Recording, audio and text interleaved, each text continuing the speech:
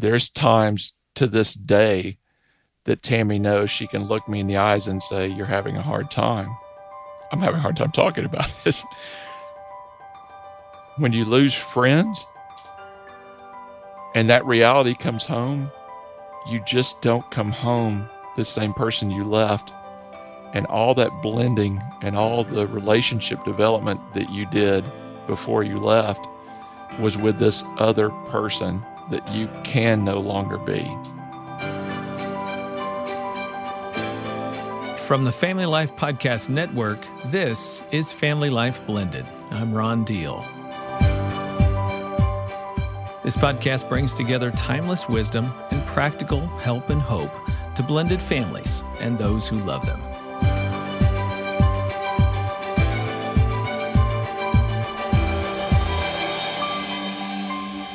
Do you know that military personnel marry, divorce, and remarry at a younger age and more frequently than civilians do? Did you know the military has a high rate of couples in stepfamilies? Did you know that military couples experience added stressors that other stepfamily couples don't?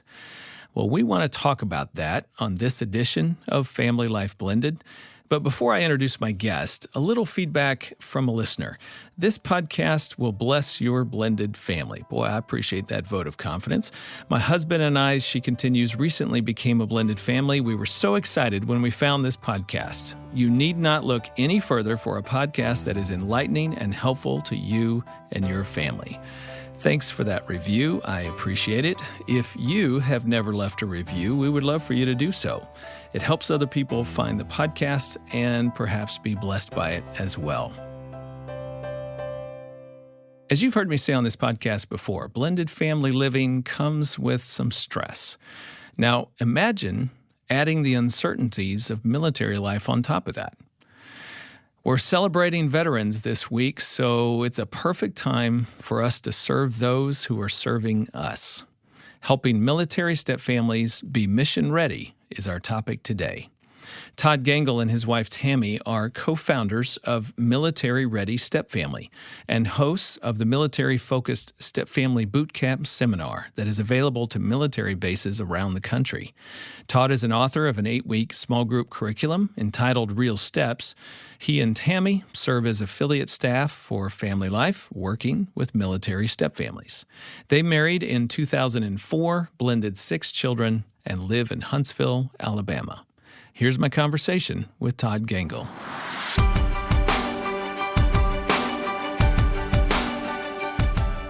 Todd, I don't think you know this, but at our recent Blended and Blessed worldwide live stream, we had at one point, we had people tweeting in pictures and people posting things connected to the event. It was a lot of fun.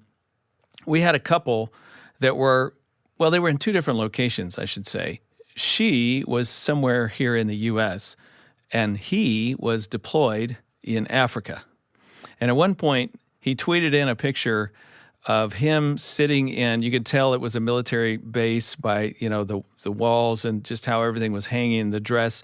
There was 4 or 5 people in there with him and the big TV monitor on the front, and they were watching the event. So he was watching from where he was, and she was watching where she was.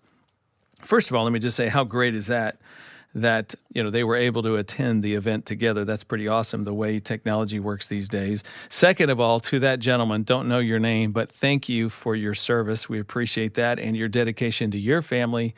Here you are deployed in who knows where, and you're still committed to being a part of that event. But Todd, here's the thing I want to ask you. I can see a couple of different scenarios for this couple, right? Let's say she's the biological mother and he's the stepdad. What challenges does this create for their family, for him to be the stepfather? And let's just say it's within the first 5 years or so of their family's experience together, and he's deployed for 6 months to a year and a half.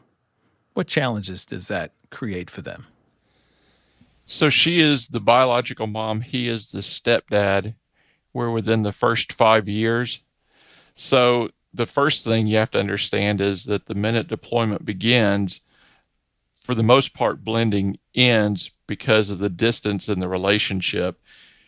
with it being within the first 5 years, that brings into question a few things for me, such as what kind of relationship has he already developed with the children? How old are her children? If they're teenagers and they're getting ready to go to college, they may not have even started to accept or are in that mind frame of maybe I don't need to really do a lot of work on this relationship because I'm leaving, in which case maybe that's not as big of a deal.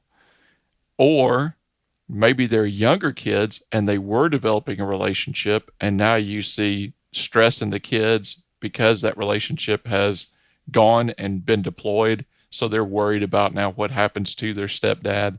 They definitely see mom now being more concerned. Maybe some of her time is taken away from trying to keep up with not just her house, but what is going on with her spouse and how much information is she getting as far as his whereabouts and concerns she might have for him. There's a lot of challenges it brings up, not just that, but legal. Now, you gave the easy side first. She's biological. Yeah. Let me say this. So far, we've run into less of that and more of the military deployed spouse is biological. Reason being, Ron, is because in the military, especially men who are remarrying more often than women who are in service, the reason they're remarrying is because they have little kids and they need someone to take care of those little kids so they can go off and be deployed. Single parents cannot be deployed unless they have a very rigid family care plan in place. So they're remarrying for that exact reason. So the hard side, the real challenging side, where you run into all these huge legal aspects, is what if the biological parent deploys and now you're leaving a step parent within the first 5 years in charge of kids? Yeah, now that's a different scenario. Let's come back to that in just a second. But what I heard you say on the first scenario is if he's the stepdad and he's deployed, distance, physical distance, is going to equal some emotional, relational distance. Even as people are calculating how much they're willing to give and connect of themselves towards the other person, stepchildren towards the stepdad, for example. But then his bonding process with the children, everything just kind of goes on hold. And I think that's really profound and important to say. Okay, so let's go ahead and shift to that second scenario. He's the biological dad, and he's left his kids with stepmom. What are some of the challenges that presents? So the biggest challenge that presents is that in the area of custody, because custody is non-transferable. So in the military, when we deploy, sometimes we don't get a lot of notice. It just depends. Sometimes it's planned, where a movement may be planned and they may give you 2-3 months notice. Sometimes it's not planned and you may get 1 month to a week's notice. The problem that brings up is that within the military, we're very used to simply saying, here's a power of attorney, take this power of attorney and use it to give whatever power that step parent needs to take care of your kids. Well, the biggest problem with that is right there on the power of attorney on the cover, it says that this does not transfer custody. Mm-hmm. So you're taking a power of attorney and you're assigning a step parent roles that by family court law, they cannot hold. They cannot sign for medical releases without that other parent's signature. They can't enroll that child in school without that other biological parent's signature. Even with that power of attorney, they're on very, very shaky ground. So that's the first thing. The second thing that we've heard a lot about is you just left me to deal with your ex, and you don't even like to deal with her. Right. How much do you think I'm going to enjoy dealing with her? Because now, guess who has to drop the kids for visitation or get the kids ready to travel, get them on the airline, get them to the home, talk to them while they're away, handle anything in the house, and then get them back after visitation. That is, if they come back. There's been cases where parents deployed, biological parents, left the power of attorney with the step parent. Kids went on visitation. Kids never came home because the other biological parent, once they had physical custody, contested the old custody agreement and the fact that a non-biological parent was now overseeing the children. And in many cases, one, because of best interest of that child, which is, for courts, that's a guiding principle. Yeah. Hey, Todd, we're going to come back to some of the details around that co-parenting stuff and these scenarios, and you've already raised some big flags. And already what I just want to say to our listener is these quick scenarios that Todd has laid out, I hope has captured your attention. I hope that you see now why this is such an important conversation for us to have. Todd, you and I have talked off and on for years. I've lost track. Maybe you remember, but we've been talking for years about the importance of educating people within the military, educating chaplains, educating officers and leaders within the military, pastors in local churches, extended family members about some of these unique challenges going on in step families. So let me just ask you, why do we need to start by acknowledging that? Why do family members and friends and people who care about families, why do they need to understand this?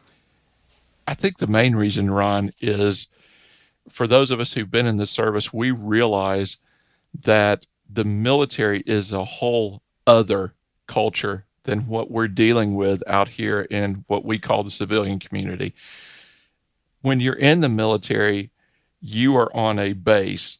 And I know you've been on military bases before, but the one thing that always intrigues people when they're on there is it's a community. It's a town. It is designed so we can shut the gates and sustain life on that base. That is on purpose. And when you go through basic training, it is drummed into your head over and over and over again. You're no longer a civilian. You're now in the military. It comes with things like, when I order you to jump, you jump and then ask me how high while you're in the air. There's very rigid authority. There's all sorts of things in the military environment, and in that military culture, there's different laws. We're under the United Code of Military Justice that civilians aren't under. There's all sorts of different languages. We speak in acronyms. I mean, if you've ever heard a military person speak, I have, man. It'll make your head spin. It'll make my head spin, and then I'm trying to catch up on the last 3 acronyms, and they've already moved on to 4, 5, and 6, and I'm totally lost. And it's like, yes, there is a whole new language. There are laws, there are customs, there are courtesies, and there are core beliefs. Those are some of the things I've heard you talk about. Yes. Educate those of us that are civilians about some of these matters. So within a culture, we talked about the law. Civilians are under civilian law. We're under the Uniform Code of Military Justice.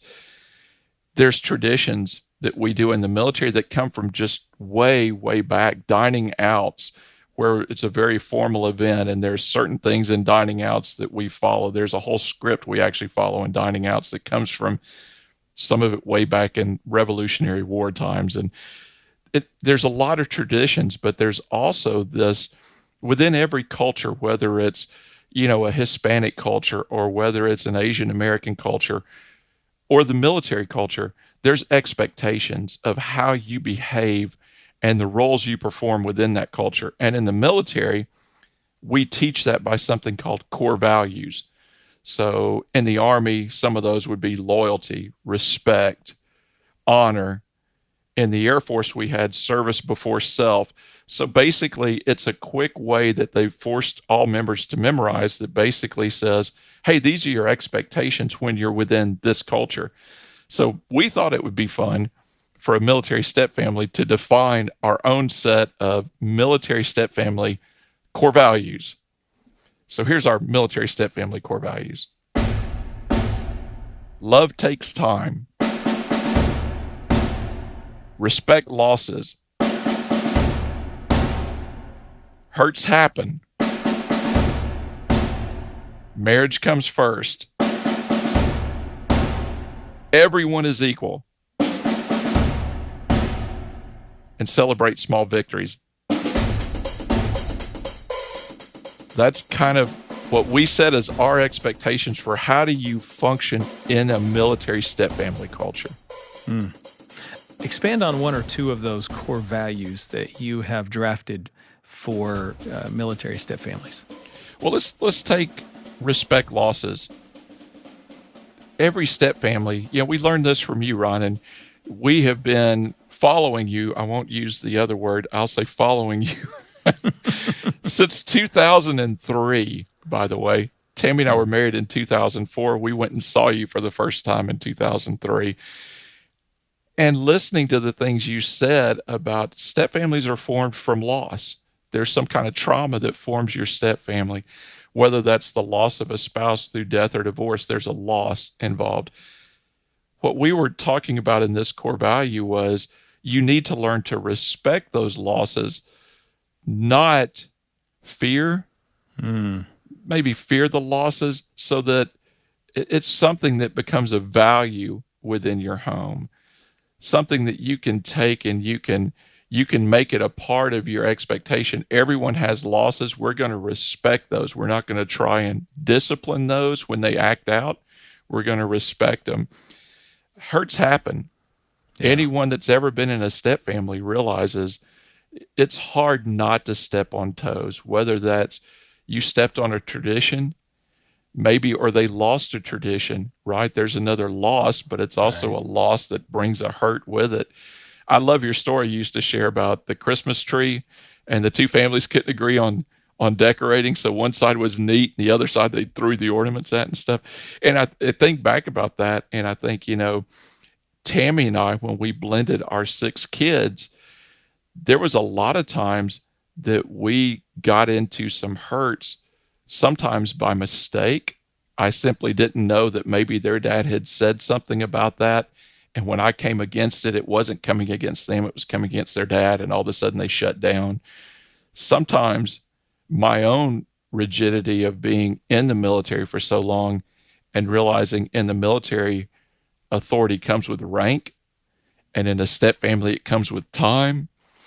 I went the rank way to start with and caused a lot of hurts, not intentionally, just in ignorance, not knowing. Having rules without a relationship would lead to that kind of rebellion or rejection, which it did, and it led to hurts. So those two, I think, are big. Love takes time is just step families. It's your idea of crock pot mentality. Realize you've got to be patient. You've got to realize that everyone is going to either accept or not accept, but it's going to be in their own time, and you can't rush it. Mm-hmm. And they may not accept it in the beginning and eventually evolve into accepting it. That's part of what the crockpot does, is it softens ingredients over time so that they eventually do, share of themselves really often. So right off the bat, we've established that there's a different culture within the military. And with that, different expectations, a different way of doing life together. There's a community mentality that exists there. And people who are listening right now who are outside that culture have a lot to learn about it. People who are listening right now understand that culture because they're living it day in and day out. And I think there's certain things from either vantage point that are either assets or liabilities. Like if you're in the military, you just said one. Like if you're in the military, authority comes with rank. But in actual family situation, it doesn't. It comes with relationship, and that relationship has to be established and bonded and tested with time, and that's when a step-parent's authority begins to increase. So in some ways, the military culture can be an asset, and in some ways it can be a liability, depending on how you're looking at it. For people who are listening that are invested in helping others in the military, maybe it's a friend or a family member, or you're a pastor or a leader, and you don't understand that culture, it's really helpful if you take some time to dive in to understanding at least a little bit. Wouldn't you say, Todd? So that people have a basic understanding so that they're able to encourage a family who's in the military. I think that's important, Ron. I think the first thing you have to understand about the military is it is a very authoritarian structure. It is based on rank and time and grade. And low man usually gets the bad jobs, right? Digging the ditches. He's digging the ditches. If I've got shiny things on my shoulder and you don't, I can tell you what to do. And as long as it is a moral order, then you are required to obey it. But it's all about goals. I mean, I think if you're trying to help out, you have to think of it this way. You have to say, what is the goal of the military of the United States? And it's what I said when I raised my right hand and I was sworn in. I swear to defend the Constitution against all enemies, foreign and domestic. That's our goal. And so when you're inside the military, those things that we learn that are forced into our head either in basic training or in officer candidate school or reserve officer training candidates, if they're in college and they're coming in the military, that's what's drummed in there. That's that I'm going to have the authority because of rank to tell people what to do. That's leadership. If we're in a wartime situation, you sure don't want someone in a foxhole questioning you about, well, I don't really feel like we have a relationship, Ron. I'm not sure I want to charge that hill for you. You know, I don't really like you that much. That's a bad problem to have right there. My other dad told me I didn't have to charge the hill, Ron. So you're on your own. I'll be right here. Point I made. got your back. Yeah, no, that you make a really good point. In situations like that, you need clear lines of authority. You need a clear chain of command. Right. But life is just not that clear. Life's not that way. You think goal of the military, defend the Constitution against all enemies, foreign and domestic. I hope that's not the goal of your step family, right? Right. I hope your goal of your step family, when we teach these step family boot camps, we actually walk people through and have them kind of raise their hand. Tell me what a good goal for your step family is. And inevitably it's something to do with, we want to blend or we want to be a normal quotation marks family, right? Whatever that is. And in the end, we tell them, you know, here's what Tammy and I think after all the years we've spent and is a good goal. We say to develop a culture, again, there's that culture word, so important, to develop a culture where love and acceptance and patience and open communication gives everyone the opportunity to blend. Doesn't say everyone will. Right. It just says it's up to the spouses to create a culture that has those characteristics of acceptance and love and patience and open communication, so that eventually people are either going to go, hey, I like this and I want to get to know you and I want to be a part of this, or I'm out.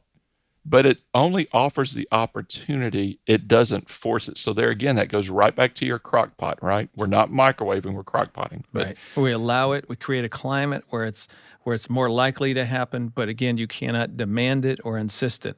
What you can do with chain of command, but what you can't do when it comes to love and relationships. Correct. Yeah. In the military, love and relationships plays very little to do with it, especially when you're in basic training. I didn't think my drill sergeant loved me. I'll be honest. You know what, Todd? Said half that stuff. You know what, Todd? I don't think he did. I don't think he did either. Todd, you like to talk about life in the military in 3D. You like to talk about that: distance, deployments, and demands. And we're talking specifically about step families here in the military. And really, for the listener, these are common battlefields that step families find themselves on. The 3Ds, let's just talk about them one at a time. Let's start with distance. And we kind of talked about that a little bit at the top of the program when we were talking about the scenario where maybe somebody's been deployed. We'll come back to that in a minute. But being in the military involves frequent moves, for example. It's not just distance from each other. It can be distance from other family, your extended family, and from your friends. Talk around that for a minute. So the main issues that we're hearing over and over, one is all of the systems that I have for coping that maybe I've developed at this base, let's say Maxwell Air Force Base, Montgomery, Alabama. I have this whole system I have in place. I have people that are listening to me. I have other step families that are walking through this with me. I have a chaplain that has resources that can help me with this. I'm plugged in. I'm doing life. Within 2 to 3 years, I have to give that up and I have to move. That next base may not have those resources. They may not even have a chaplain that understands what to do with step families. There definitely won't be the same people there. So I have to go back and basically start all over, developing my systems for coping again. And that's a big issue because I kind of go from the top of the mountain to the bottom of the heap. And then maybe in 2 or 3 years, I'm back to the top of the mountain. And it took me real effort to get there, and now I'm PCSing. Yep. There's that acronym, culture list, sorry, permanent change of station. I'm leaving that base and going somewhere else. That's one issue. The second issue is, if I'm not the custodial parent, there can be a lot of shame and guilt, because maybe I was married in Montgomery, Alabama, and as long as I was stationed there those 2 or 3 years, I got to see the kids on a regular basis. But now I'm being deployed to somewhere in California, let's say. Now I've got this distance, which becomes an issue. If I'm non-custodial, it becomes an issue because, number one, I'm in the military and I'm not making a great deal of money. I don't go in the military to make money. Travel back and forth to see the kids or have them come see you is very difficult. Yeah. Who's going to pay for that? Right. I got to update our custody arrangement with, how are the kids going to, are the kids old enough to travel? Do they have to be accompanied minors? How do we pay for that? Who picks them up? And now, for the most part, my visitation may drop to maybe twice a year, where before I was every other weekend, and all the shame and guilt associated with that. On the flip side, if I'm the custodial parent, I may find I'm dealing with some of those losses in the kids when we move, because the kids just lost getting to see the other biological parent every other weekend. Right. So now my kids are acting out and I'm having to deal with those losses and handle that conflict within the house. It could also go back to a whole nother custody hearing, because many states have that mileage restriction, right? And they don't necessarily deem the military to be a good reason for moving sometimes. So there could actually be a whole new custody heard just because I just got orders that I have to follow. I can't not follow those orders. And we alluded earlier, sometimes, a former spouse does a power play. You get vulnerable. Here's the irony. You're strong in the sense that you are a part of the military, you are protecting, you're doing your duty, you're helping other people, but you're vulnerable in your own family, and somebody takes advantage of that and really sticks it to you, and all of a sudden you're losing custody or you're losing something. It's hard to stand up for yourself when you're deployed or when you're in another state, or all of that. First of all, can I just say it out loud? That's really low. Yes. If you're listening right now, don't do that. That is just really low. It's not right. And all you're doing is hurting your kids. I know you don't see it that way, but that's exactly what's happening. You're putting the marriage, the old marriage, back in front of your current kids. Yes. You don't want to do that. Yeah. I mean, just no, right? The kids need access to everybody as best you can. It's going to be difficult even as it is. Don't make it worse. Tell us a little bit, update us a little bit, because I know you and some JAGs, some attorneys, have been working to try to make sure that doesn't happen anymore. Can you give us a status update on that? So I can. So we were very blessed when we started this out back in 2016, 15, somewhere around there. I went to seminary at a school called Regent University, Virginia Beach, Virginia. They have a school of law, and that school of law really kind of took up the banner for us, and they put together a family care plan specifically designed for step families. Now, let's talk family care plans, because to you that may not mean anything. To the military, it's everything. I am required as a military member who has children to have on file an active family care plan. I have to. Again, that's military law stuff. That way, if I am deployed suddenly, my family care plan kicks in. Within that family care plan, I have to have who will take care of my kids, named, how they will take care of my kids, what they're responsible to do with my kids, physically, emotionally, spiritually, school. I mean, all these different aspects go into this family care plan. So it's a big document. It's very carefully thought out. Within that family care plan is also my powers of attorney that are already signed. They just have to be notarized. There's a lot of things within that family care plan that just allow me to do my job. Now, the problem with that is, let's go back to custody. Custody is non-transferable. Custody is family court. Power of attorneys are not family court. Because they're not in the same court, a power of attorney does not hold half the weight that a family court custody agreement does. So if I have a straight out, by regulation, family care plan, the other biological parent does not have to be involved with it. I can actually put in there, and many people have, I'm remarried. I want my new spouse to watch my kids while I'm gone. There's been a lot of cases, Ron, where that simply got overturned because you can't give a step parent custody. You can't transfer custody with a power of attorney. So what we did is the Regents School of Law put together for us a family care plan by the regulation that covers everything covered in a normal family care plan. But the key is this: it is negotiated and signed by both bio parents. So that it does hold up. It holds the weight of law now because the other bio parent is saying, okay, here is what I will allow that step parent to do. Here's the authority I will give him. And it's by where school's concerned, what authority will you give him? This is what I'll do. Where medical things are concerned, what authority will you give him? This is what I'll give him. And then both parents sign. That's kept in the file for when that service member deploys. And now that can be used and become a legal document with the correct power of attorneys. You still have to have the power of attorneys, but now you have those power of attorneys backed up by both bio parents' signature. I can't thank you enough for the work and time that you and others put into helping to see that happen. We're going to put in our show notes how the listener can access that and learn a little bit more about it. Co-parenting, I mean, obviously, that is a very unique circumstance that people outside the military are not going to face in the same way. Are there other challenges to co-parenting for military families? Distance is the biggie, which you did bring up. The other challenge is, again, I can't emphasize this enough, but the military culture is a whole different animal than anything that people within the civilian community are exposed to.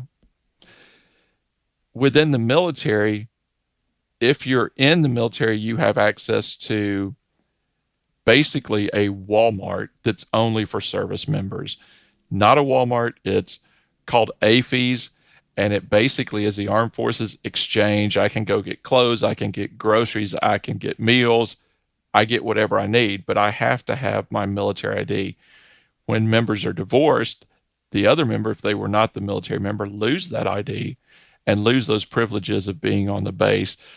That can cause issues, even just to get on the base to get your kids, right? If you're going to transfer now, you have to transfer somewhere off of the base if you're even in the same city, and distance doesn't play a role. Right. Man. Okay, so we've talked about the first D, distance. Let's talk about the second one, deployments. Even before we get into the peculiarities there for blended families, what in general is the stress like when someone is deployed? That's really hard to put into words. I got deployed as a single service member. I was not married at the time. I was engaged and getting ready to be married. I went to Desert Shield, Desert Storm. The stress level, even as a single service member, was incredible. Just every day wondering what was going to happen. Is this the day the war was going to start? Who around us is the enemy? Because they didn't necessarily wear uniforms. Just the stress level of being there itself impacts you. I know it impacted me. It took a lot of time after coming home to really quit sitting in a corner and looking over to make sure no one was behind you, and just to get used to being where I didn't have to be that heightened level of awareness. As a married service member, you're worried about, I need to do my job. I need to be fully focused on mission. What is my mission today? That's hard to do when you're also trying to focus on, wonder what my family's up to today, wonder if my kids are being taken care of, wonder if visitation went off without a hitch, wonder if the kids got on the airplane okay, wonder how my spouse, who is their stepmother, is holding up under all this pressure. That is one of the things that the military has really emphasized recently as a goal, wrapped up in this big word called resiliency. How do we make our families and our service members more resilient? How do we allow that service member to really focus just on mission when they're deployed and not be stressed about family. Yeah, I mean, it's a great thought. How do we help them be single-minded? But oh my goodness, how's the military going to do? Like, I appreciate the effort, but realistically, everybody's going to be divided to some It's degree. very hard to do. Right. I mean, because there's so many unknowns. Like one of the conversations we have in just helping blended families in general is all the things you don't get to control. Right. You can have influence over a former spouse, for example, in the co-parenting relationship, but you don't get to control them. Nope. You didn't control them when you were married to them. There's no way you can control them when you're divorced. Like, so there's so many factors like that that are just unknowns. And so, man, I appreciate that the military wants to try to help people be prepared for as many unknowns as they can be. And I'm sure some people do a great job of that. But at the end of the day, there's just going to be things there that make it difficult for that person to just be focused on the mission. Well, the military's done a really, really good job of early training, early awareness. How do we train resiliency before we need it? So if I'm going to deploy, before I ever even learn I'm going to deploy, the military is training you and your spouse on how do you be resilient. They do seminars. There's mandatory training that service members and spouses have to go through just to help them try to learn to establish good communication, establish healthy discipline, build in that resiliency within your family. But that's done really at a high level for a family, not necessarily considering or taking into account the dynamics of step family and what roles that plays, because now you're not just dealing with, it's great if my spouse and I are resilient, but what if my ex-spouse isn't resilient? Mm-hmm. How does that play a role in the kid's stress level, right? Right. That's a whole nother animal. That's where family care plans came from, was this idea of resiliency. How do we lower the stress? Well, if we have everyone plan ahead of time for all these events, what's going to happen to my kids' schools? What's going to happen to my kids' custody? What's going to happen to my kids' spiritual life before I have to deploy? Do you see how that would kind of ease stress? Yep. But then there's other things that kind of become like double-edged swords, like let's always provide web access where they can do video chats and stuff. Well, the idea is a great idea, but what if you're getting on those video chats and the other spouse is downloading on you? Mm-hmm. Or the kids, mom said da-da-da-da-da. So it can be a double-edged sword. So trying to be prepared before a deployment is building resiliency for your step family. Once a deployment has begun, what are some of the things you find yourself coaching military families to do? I think the big thing, Ron, is if you are the spouse of someone who is deploying, understand your rights. What rights do you have by those power of attorneys? How do I become a peaceful go-between between my spouse who's deployed and their ex-spouse so that the kid's stress level is reduced? How do I keep this from impacting my children as much as possible? Again, given age, what's age appropriate? Utilizing resources, because the military provides resources. In the Army, I know they do family readiness groups, and then you have base advocacy programs. Both of those are designed so that a spouse who needs help can immediately go to one of those, and they can get the help they need, whether it's through the Judge Advocate General, the JAG. Maybe I need something done legally. Maybe I just want to make sure I understand what these power of attorneys allow me to do and what they don't. Or maybe it's just, we're running short on funding right now. I need some emergency funds.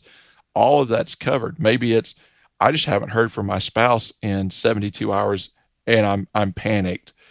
How do I get in touch with my spouse? Can I get the Red Cross involved? How do I do that? So understanding what your base allows. And the last thing is just keep yourself healthy. Make sure that you're taking time off for you, because no matter how much you try, if you have not established those coping mechanisms at that new base yet that we talked about just a minute ago, if I've just PCS'd, worst case, I don't have coping mechanisms. Hopefully you haven't, and you have those. But either way, make sure you're exercising, make sure you're taking care of yourself. For the military member that's deployed, stay in touch, but don't necessarily tell them everything. Make sure you're taking the stress versus giving that stress back out to your family. And a lot of times we can't. A lot of times we can't say a lot of things. Make sure you're taking care of yourself, staying healthy, staying aware, keeping advised of what's going on at home. But make sure when you're on mission, you are focused on mission. The key thing is they want you back home safe. Right. That's what everybody's after. Let's talk a little bit about the third D, demands. Military life requires conformity to rigid authority structures, to discipline, to chain of command, etc. What if that leads to rigid authoritarian parenting in a home? So it often does, but it's not necessarily the fault of the service member. It is so ingrained in us that it's hard to overcome sometimes. And if you have a certain personality that's already controlling, it can be even worse. I know when Tammy and I first got married, I inherited a 14-year-old son. I didn't have a teenager at the time, let alone a 14-year-old son. And we butted heads really badly because I was military and I was used to just saying, hey, kids, you need to do this. All the kids were on a set schedule, and he wanted to buck the system, and it didn't go over well. I had to really learn. I thank the Lord for grace, Ron, because now he's getting ready to be 31 years old, and he and I talk almost every day, and that's wonderful. That's just God's grace versus my not having grace early on. But again, I've told you, we've started doing the Stepfamily Boot Camp seminars, and I always thought, when we go into these bases, the first thing we do is we go through the 7 issues that military stepfamilies face. 4 of them are the same as every stepfamily in the world. Dealing with ghosts of marriage past, as you say. How do I establish my chain of command, which is what we call it in the military, but how do I set that marriage as a priority again over my single parenting? How do I get over the myths? Knowing, as you say, the Brady's lied, knowing the Brady's lied, how do I get over it? So those things versus what you're saying, the 3 Ds, we always felt like when we go in, everyone's going to be like, oh, deployment. That's where I need to know. Do you realize the one that we have had the most reaction to and we spend the most time on is this? It is, how do I get over the rigid demands? Because it is destroying my family. And again, we go into those goals. You have to really learn to compartmentalize. When you're on the job, rigidity is required because you are training to go to war, to defend the Constitution against all enemies, foreign and domestic. When you walk in the front door, you're no longer defending the Constitution against all enemies, step or biological. So you have to quit. And the 2-year-old may feel like an enemy, but not in the same way. But maybe not. Yeah. Just because he's hiding behind the couch does not mean he's after you. But you brought up a really interesting point. Parenting styles within the military. When you're talking about the 4 parenting styles, the military tends to be very authoritarian. Yeah, I can see that. I can imagine. It's the world that they live in day and out, and there's kind of a personality that is drawn to that, even on the front end. And so what you're saying is you adopt that style within your home, within a blended family in particular, where the lines of authority are unclear with a step-parent, for example, and all of a sudden that's backfiring, right? It is. And, when you first are married, you get all your authority from the biological parent. They're literally just saying, like when I walked out the door early on when Tammy and I got married, I was looking at 4 kids that were biologically mine and saying, hey, listen, Tammy has all my authority. Chain of command. And if she's a chain of command, if she says do something, you need to do it. And we can talk about it later, but you need to do it. You hear my authoritarian parenting style early on. Yeah. But that was me basically giving my authority to Tammy before I walked out the door. Yeah. And who knows whether or not that works. I mean, it's clear to you that you were establishing a chain of command, but it may not be clear to the children. Like, this is just harder to implement for most people. So I hear your point loud and clear, but I think it bears repeating Rigidity works in an authoritative system like the military. It's necessary. It most likely doesn't work in an actual family situation, especially if you're a step-parent trying to establish relationship and bond with kids. So you're going to have to learn a different system. You do. And remember, the goal that we lay out in boot camp is to develop a culture where love and acceptance and patience and open communication give everyone the opportunity. All of that love and patience and open communication, that is not taught in the military. If you went to your drill sergeant and said, "Hey, drill sergeant, listen, I think you could win us over, but you need to develop a culture." You need to soften up a little bit. Yeah, this culture of push-ups and PT and yelling, it's not working for me. I think you need to change your parenting style. That's what you really need to do here. All right, so let's just wrap that part of the conversation by making the point that, yes, adjusting your parenting style, learning a different system, something that Step Family Boot Camp I know you guys teach. That's certainly something that we teach here at FamilyLife Blended, and have lots of resources to try to help people do just that. Todd, I want to ask you about a couple more things before our time draws to an end. You teach every family that each member of a family has a particular shape. Now, I know that's an acrostic, military style. Thank you very much. We don't have time to go into all of those We'll pieces. make a soldier out of you yet, Rondell. All right, keep working. But I do want to talk about scars for a second.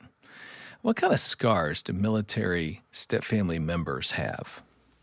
So that's a great issue, Ron. You know, everyone, again, I'm going back to your seminars and how many times we heard you say step families are formed through loss, and loss issues are always going to be inside of your step family. And you need to learn to respect those, not come against those.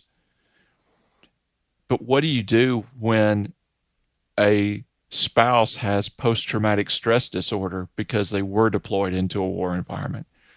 That's got nothing to do with the loss inside the step family.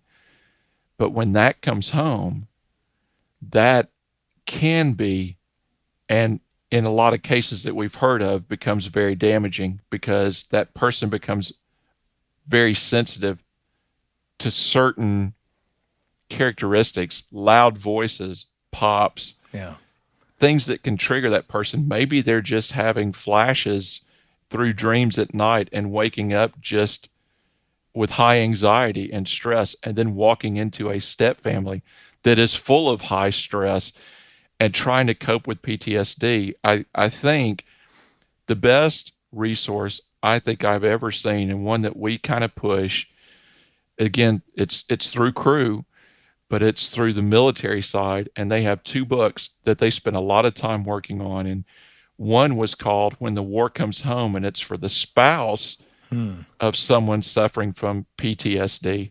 And the other is called the PTSD Survival Manual, and it is for the soldier who has PTSD. And it is a Bible-based curriculum that they've seen a lot of success with helping those people. That's great. So that's a big scar, probably the biggest, when you add it to all the other scars of divorce or widowing. And just that one example, I can see how that potentially creates other smaller scars. So somebody who is struggling, that makes it harder for them to bond. It's harder for a step family member to trust them. You know, you're anxious, you're upset, you're easily reactive and set off because of the PTSD. Now I don't want to draw close to you, and that just puts some emotional distance in our relationship. And, you know, it just complicates the process even further.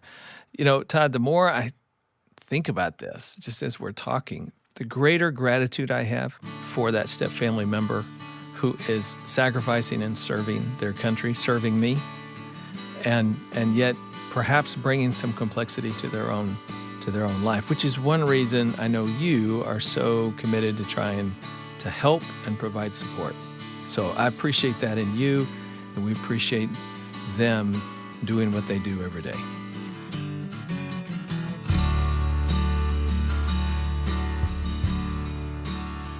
I have not met anyone who has been deployed into a hostile environment, a war situation, that came home the same person they left. Now think about that. My personality changes. Mine did. There's times to this day that Tammy knows she can look me in the eyes and say, "You're having a hard time." I'm having a hard time talking about it. When you lose friends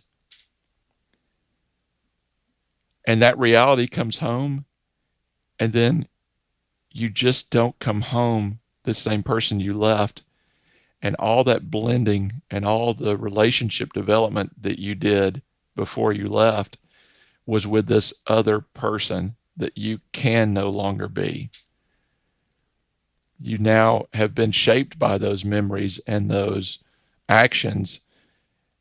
And so it's almost what we call reintegration, which is when you come home from deployment and you reintegrate with your family. It almost becomes starting over and literally having to relearn that person and their likes and their dislikes and what sets them off and what doesn't, and how come they came home angry when before they weren't angry, and how come they come home and they're so much more sensitive to emotional issues that before they weren't sensitive to. There's so much that goes into that chaplains, they're handling that on a daily basis.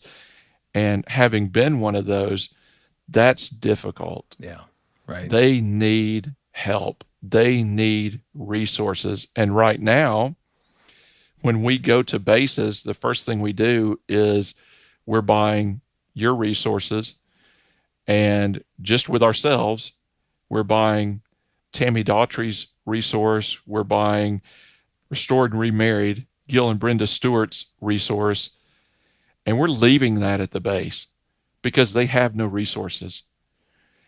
And with money the way it is right now, it's hard to realize I need resources, but oh yeah, the chapel needs help too. So yeah, right. anything we can do to go in there and help them out. It's an honor to go back in to the military now as a veteran and get to speak into the lives of people who I have a very deep respect for, both on the chaplain side, where we can go in and before the seminar, we actually do a 2-3 hour training on what's the difference with step families. How do you do premarital counseling? How do you do marital counseling? How do you just deal with step family issues with the chaplains? And then we do the seminar, and just hearing these families pour out their hearts. There's where we did the civilian ministry, Ron, for years, there wasn't this immediate connection. It took about half a day to really build up where people were communicating and kind of opening up. I don't have that in the military. I know we went, you invited us to speak at one of your Blended and Blessed, and we did. It was one of the early ones, and we did a session on military step families. And I had 6 big guys, all Army, in that session. And Brenda Stewart came. I'll never forget it. And within the first 15 minutes, all 6 of us were in the front of the room in a circle hugging and crying because we'd all lost people. Yeah. And Brenda told me, she said, "I'm never coming to another one of your sessions again. It's too emotional." But there's that immediate connection where we can go in and consider it an honor to go in and help. You've had different battles, different foxholes, but you've all had foxholes. And so there's something that connects you immediately. Todd, I appreciate so much the Step Family Boot Camp seminar that you're doing, making available to bases around the country. It's so important, and this work is important, and we're glad to be a partner with you.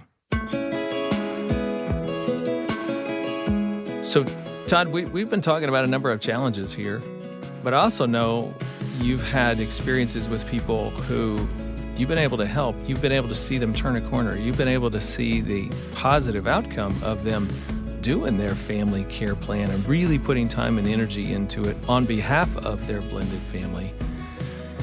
What are some of the things that you've seen go right?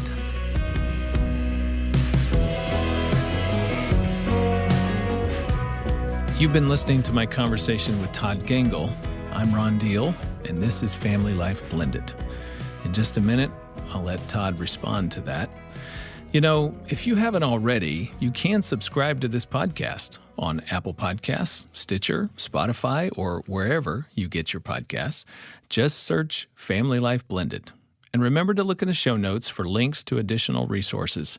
You can also learn about our other podcasts on the Family Life Podcast Network.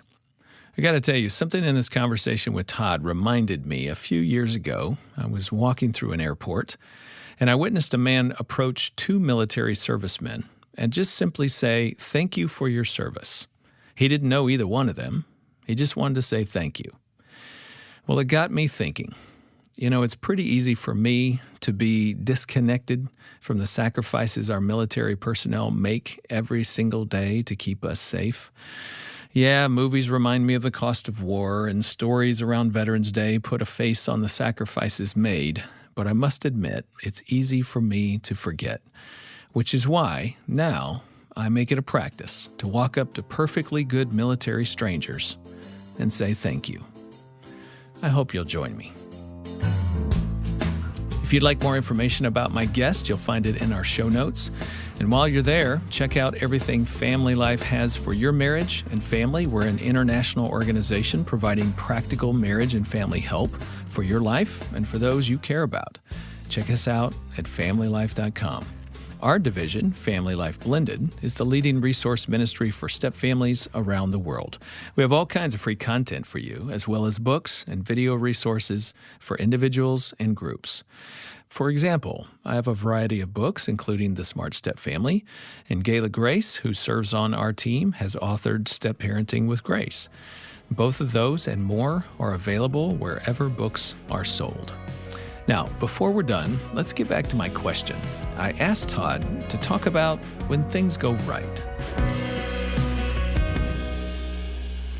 One of the things I think that the military really gets right, where we didn't necessarily see it as quickly when we were doing just civilian stepfamily ministry, is their commitment to each other is amazing.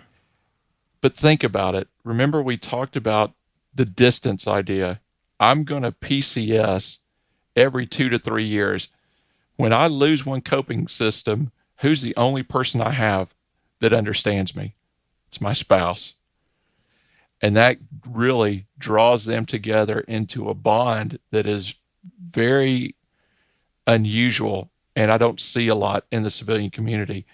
When I'm bonded through, you're all I got, and we're in this together, and we're going to hold on, that's a very strong commitment. When we've gone through things like, I've spent a year wondering if you are even coming home. And to feel those emotions for 365 days and to worry about that person and to have that time with just the kids, it develops a really unique bond in those step families, even with stepmoms, stepdads, and non-biological children. You're going through that time together and it bonds you. I don't care how much you don't appreciate the person. In the end, you appreciate the person. That's their foxhole that they experience. That's their together. foxhole.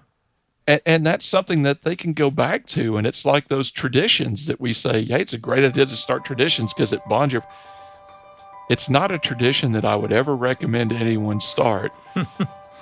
But if you have to go through it, it's amazing how resilient you come out on the other side.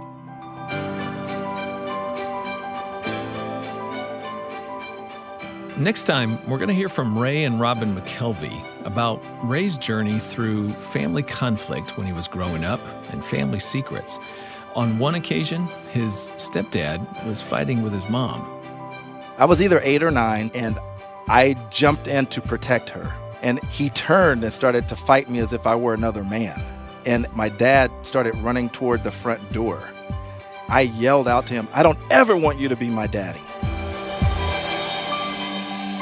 That's Ray and Robin McKelvey next time on Family Life Blended. I'm Ron Deal. Thanks for listening. And thanks to our Family Life Legacy partners for making this podcast possible. To help us produce this podcast and other resources, you can make a tax-deductible donation specifically for Family Life Blended by going to familylife.com/blended podcast If you'd rather, just call us at 1-800-FL today and tell them your gift is for Family Life Blended. If you become a monthly partner, we'll send you a gift card to our Weekend to Remember Marriage Conference that's held throughout the U.S. and Canada. Our chief audio engineer is Keith Lynch, Bruce Goff, producer. Our mastering engineer is Justin Adams, and theme music provided by Braden Deal. Family Life Blended is produced by Family Life and is part of the Family Life Podcast Network.